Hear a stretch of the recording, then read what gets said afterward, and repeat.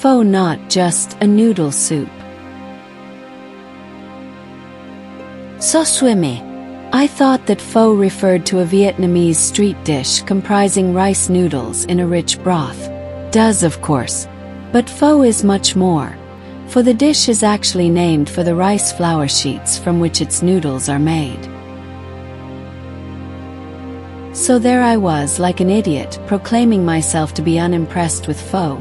It is true that I am not enamored of the dish, but I'm open to being converted, when by doing so I was unwittingly writing off a whole host of foods made with pho, or to be more precise, bánh pho, those rice flour sheets. But before we go there, a quick diversion into the murky origins of pho the dish. By now pretty much every fanatic knows its story. Pho is the result of a marriage of French culinary prowess and Vietnamese adaptation, an indigenized version of the classic pot au feu. But not so fast.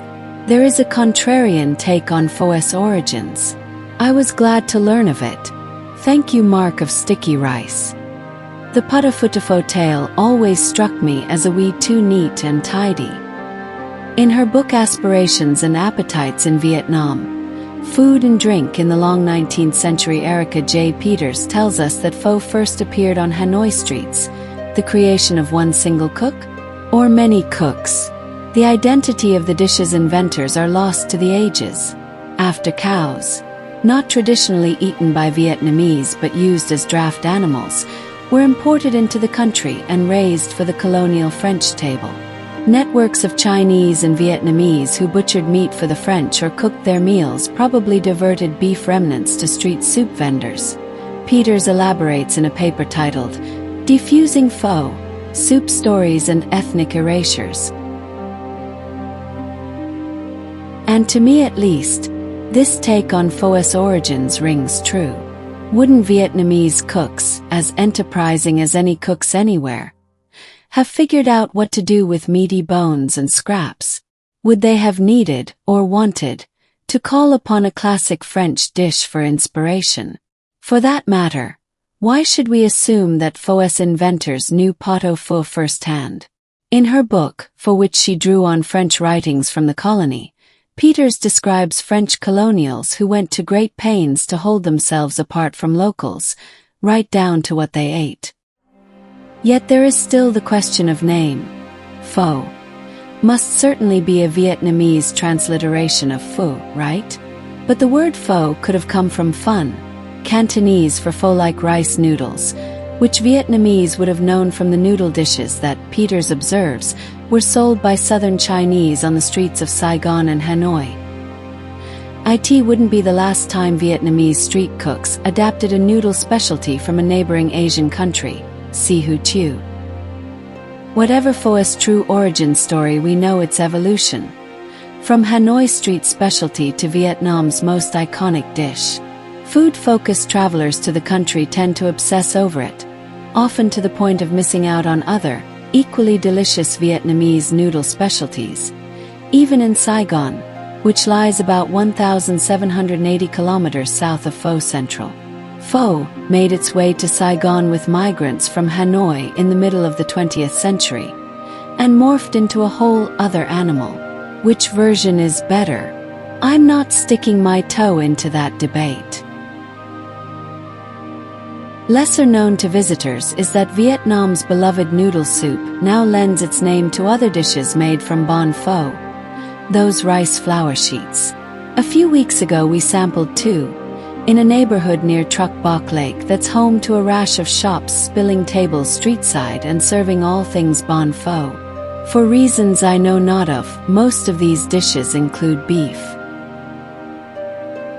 Pho quan are rice flour rectangles rolled around roughly chopped beef, cilantro and lettuce served with a nuoc mam floating thin slices of kohlrabi. Think Vietnamese fresh spring rolls with a thicker, slicker wrapper and a meatier, heavier filling. Whether it's made from wheat or rice flour, I love a noodle or a dumpling wrapper that boasts a bit of heft and chew. But the pho quan didn't wow me. The beef was a bit chewy for the delicacy of the wrapper, and I missed the in-your-face herbiness of a classic salad roll. Tasty enough, but I probably wouldn't go out of my way for a repeat nosh. I would, however, travel many hours for another go at pho chien phong, a delectable saucy stir-fry of beef, tomato and choy sum or Chinese mustard, ladled over crispy golden rice flour pillows. The rice flour puffs are made by deep-frying squares cut from 2 bon pho sheets that have been pressed together. The puffs are slightly oily, difficult to avoid when you're deep-frying any dough made from rice flour, but boast the most lovely delicate crunch, which they manage to retain even after absorbing some of the dish's beefy juices. By no means a light dish, this meal was one of the few moments of our week in Hanoi during which I was actually thankful for the persistent bone-penetrating cold. This pho chien phong was utterly delicious.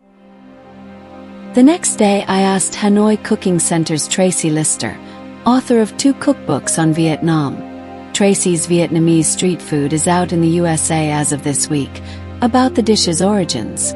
Almost all of the customers at Pho Quan Hung Ben, where we ate our pho quan and pho chien phong, were young, university age or below, and this made me wonder if the dishes were relatively new. Was this a kids' thing? A group of dishes that Hanoians middle-aged and beyond simply can't wrap their minds around? Tracy dates their appearance on Hanoi streets to 15 or so years ago, give or take a few, and reminded me that this isn't the first new take on a dish made with bon pho. Versions of the noodle soup made with chicken didn't appear until Vietnam suffered shortages of beef during wartime. They're a reminder of the ever-evolving nature of street food, which we tend to think of in terms of classics. Like pho quan and pho chien phong, beef pho itself must have once challenged notions of what one should, or would even want to, eat on the street.